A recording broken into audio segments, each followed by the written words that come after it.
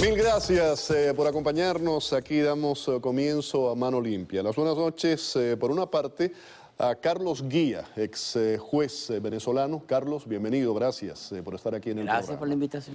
Y también a Elena Poleo, periodista venezolana. Elena, bienvenida, gracias por estar aquí con nosotros y acompañarnos.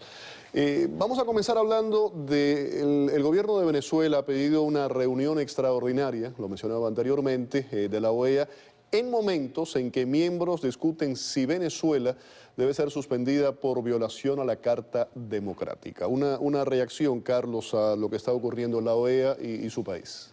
Sí, bueno, el gobierno nos tiene acostumbrado a ir en contra de lo que dispone la Constitución. Es la Constitución de Venezuela la que permite que los venezolanos vayamos a cualquier organismo internacional a hacer peticiones o solicitudes.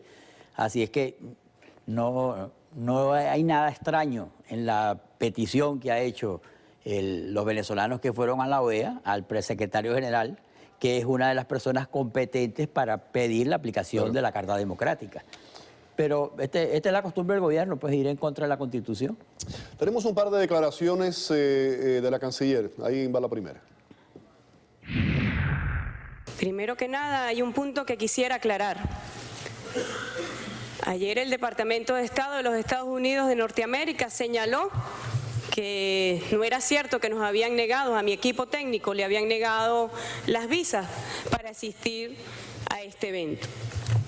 Nosotros nos vimos obligados a hacer una denuncia pública porque, como ustedes bien saben, los Estados Unidos es un país sede no solamente de la Organización de los Estados Americanos, sino también de la Organización de las Naciones Unidas. Y siendo un país sede, está obligado a facilitar la participación a cuanto evento sea preparado o sea solicitado por los Estados miembros de las mencionadas organizaciones. Ahí la tenían. La canciller de Venezuela, Delcy Rodríguez, además acusó al secretario general de la Organización de Estados Americanos, a Luis Almagro, de respaldar acciones de opositores para provocar medidas de intervención. Lo curioso de todo esto es que cuando Almagro sucede a Insulza, mucha gente en un momento determinado lo veía como alguien cercano al chavismo. Y mira lo que está ocurriendo ahora. Sí, es así. Además, creo que también la canciller venezolana dijo que la comida sobraba en Venezuela, más bien que había de más. Es obvio que cuando se está hablando de una plataforma tan absurda, que todo lo que puede decir esa fuente, pues bueno, ya hay que tomarlo como algo que está simplemente manchado por mentiras. Y además, Venezuela, ella siente que ella sí puede hablar con los organismos internacionales, ¿no? Ella es parte de la OEA. Pero es lo que dijo aquí el doctor, sí es así. Sí, ¿por qué la oposición no puede también pedir un recurso si Venezuela como país es el miembro de esta organización? Pero solamente el gobierno puede tener acceso, eso simplemente no es democracia. ¿¿Crees que habría consenso? ¿Los 35 miembros condenarían al gobierno de Nicolás Maduro? No es mentira que está cambiando el ambiente internacional, viendo lo que está ocurriendo en Venezuela. Por lo tanto, eso puede ocurrir, por supuesto que sí. Ahora, ¿qué significa eso para realmente el venezolano de pie? Tendríamos que ver, porque eso realmente no es lo que ellos están buscando. Ellos van a buscar alianzas por otro lado. Si no las encuentran de este lado, las encuentran del otro lado. Recuerda que también la OEA estaba muy controlada por el hecho de que Venezuela tenía mucho dinero para regalar. Y esa situación ha cambiado y ya no hay dinero ni siquiera para darle de comer dentro de Venezuela, mucho menos fuera de Venezuela. La época de los petrodólares es historia. Se acabó ya la gallinita de oro de los petrodólares. A ver, doctor Guía, diputados oficialistas acusaron hoy a 4 legisladores opositores de traición a la patria. ¿En qué se basa esa acusación? ¿Cuál es la traición, no? ¿Y quiénes son? Y en realidad, cada vez que algún dirigente de la oposición hace algún planteamiento en relación a lo que está sucediendo en Venezuela o a lo que hace el régimen en Venezuela, como tiene que ser necesariamente en contra de lo que está pasando, entonces ellos siempre recurren al expediente de traición a la patria. O sea, traición a la patria es salir a hablar mal de Venezuela, pero es que ¿qué podemos hablar de Venezuela si lo que sucede en Venezuela es precisamente lo que acaba de decir Elena? O sea, no hay comida. Bueno, se habla mal del gobierno de Venezuela. Sí, pero ellos dicen que es de Venezuela. Claro, como es el gobierno de Venezuela, entonces se dice que hablamos mal de Venezuela. Claro. No hablamos mal de Venezuela, hablamos mal del gobierno y de lo que está pasando. O sea, no hay medicinas, no hay comida. Pues son cosas absurdas realmente las que están pasando en Venezuela y eso hay que denunciarlo en el mundo internacional. La oposición entregó 1 millón, casi 2 millones, 1.800.000 firmas que exigen que Maduro se someta a un referendo revocatorio. Desde el punto de vista legal, ¿en qué para eso? Sí, esa es una de las vías que tenemos para salir de este régimen, el referéndum revocatorio. Pero yo personalmente creo que estamos cogiendo el camino equivocado. Sí. Porque simplemente el gobierno no va a dejar que eso pase. Y si va a dejar que pase, va a dejar que pase después de los 4 años de gobierno, para que el vicepresidente de turno asuma los 2 años que restan. Eso es lo que yo asumo que está pasando. Yo le diría a la oposición, a los líderes de la oposición en Venezuela, que le hablen más claro al pueblo.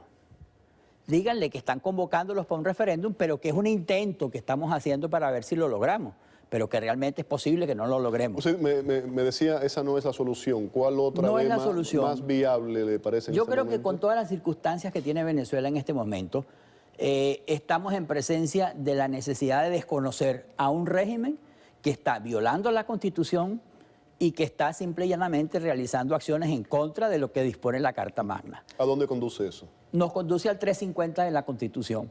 El 350 de la Constitución nos obliga a desconocer cualquier régimen que, violando la Constitución, se encuentre al frente del gobierno en Venezuela. Y eso es lo que está pasando. O sea, un ejecutivo que a través de la del Tribunal Supremo de Justicia en Sala Constitucional desconoce al Poder Legislativo, que todo lo que hace el Poder Legislativo es inconstitucional.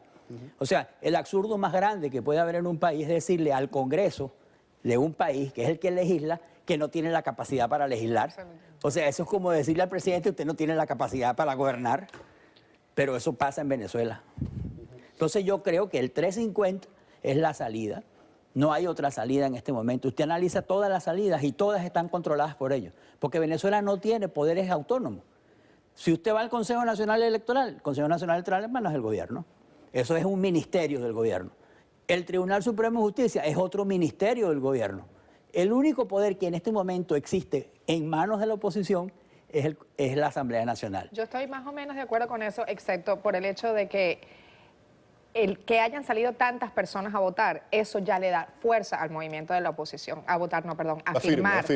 Han perdido 1.800.000 firmas. 1.800.000 en cuestión de días. Después tienen que ir a buscar más firmas, porque luego llegan a la segunda etapa y hay que buscar más firmas.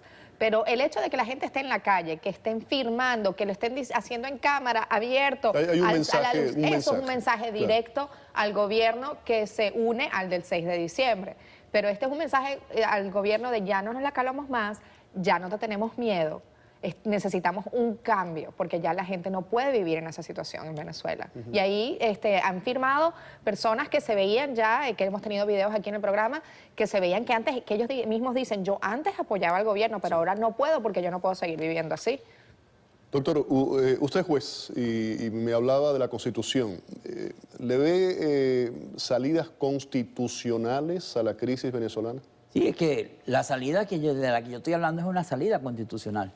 Es el artículo 350 de la Constitución en combinación con el artículo 333, que dice que cualquiera que sea la acción que realice cualquier sector que desconozca la Constitución, estamos los dos venezolanos obligados, no es que podemos. El artículo 333 dice debemos, es una obligación que tenemos que hacer todo lo que sea necesario, investidos de autoridad o no, el pueblo, simple y llanamente, para rescatar. Ahora, pero ¿quién? En un gobierno, un régimen como el de Maduro, ¿cómo se pone en práctica ese artículo? Sí, en un régimen ¿Cómo se ejecuta? En un régimen democrático, como por ejemplo Argentina, salieron a la calle un grupo de argentinos, pasaron una noche frente a la Casa de Gobierno y el señor renunció. ¿Por qué? Porque era un régimen democrático. Pero eso no pasa en Venezuela. O sea, marcharon 1 millón de venezolanos. El 11 de abril lo que hicieron fue recibirlos con plomo. Y firmaron ahora casi 2 millones. Casi 2 millones.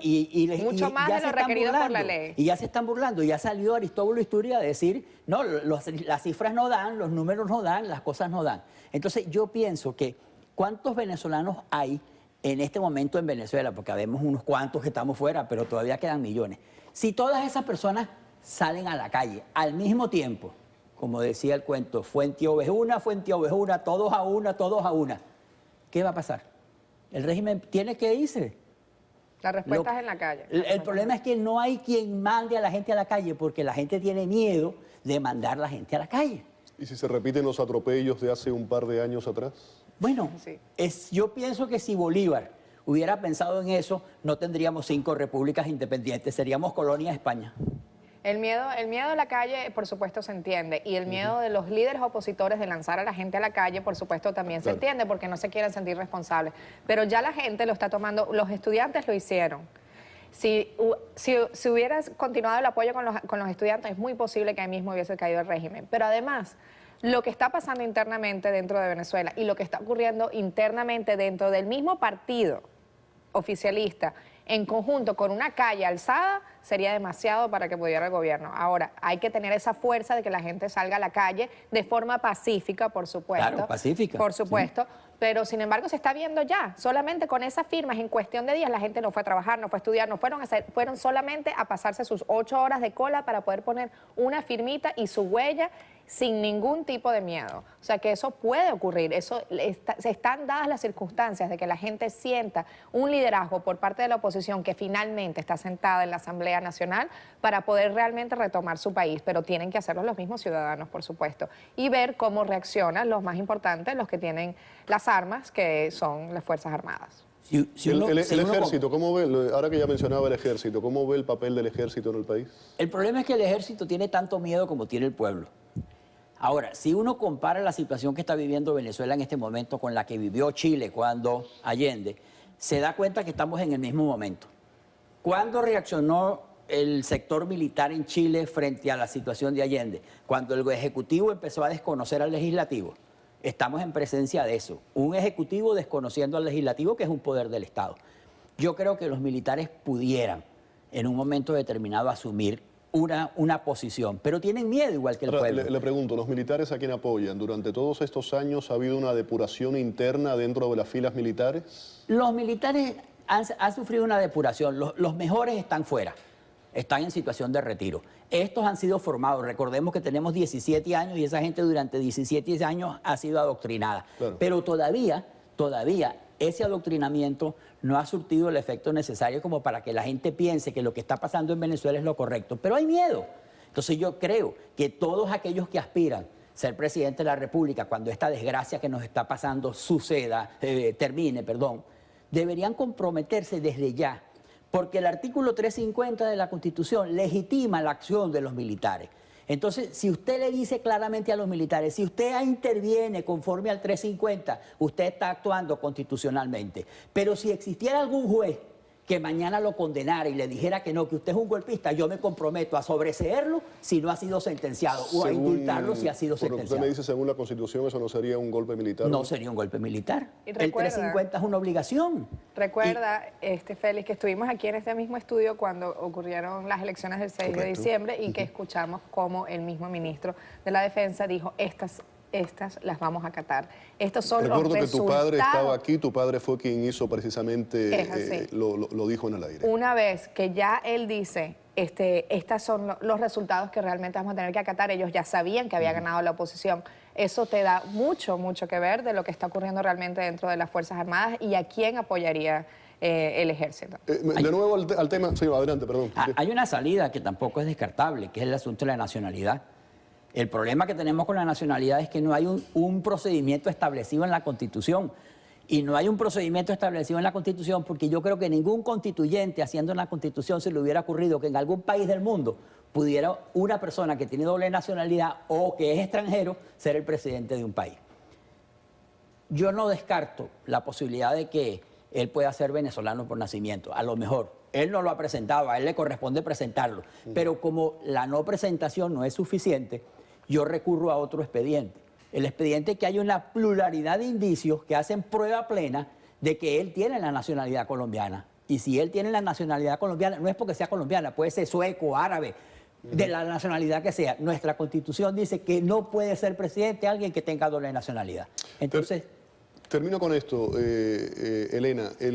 Volviendo a la Organización de Estados Americanos, si Venezuela es suspendida por violación a la Carta Democrática, ¿qué efecto puede tener eso en el gobierno? Cuba, por ejemplo, ha sido el único país del continente que estuvo fuera de la OEA durante muchísimo tiempo. Le levantan la suspensión en 2010 y el régimen de La Habana no mostró ningún interés en regresar, por toda una serie de compromisos que implica el ser parte y firmar esa carta, ¿no? ¿En qué afectaría esto a Maduro y su gobierno?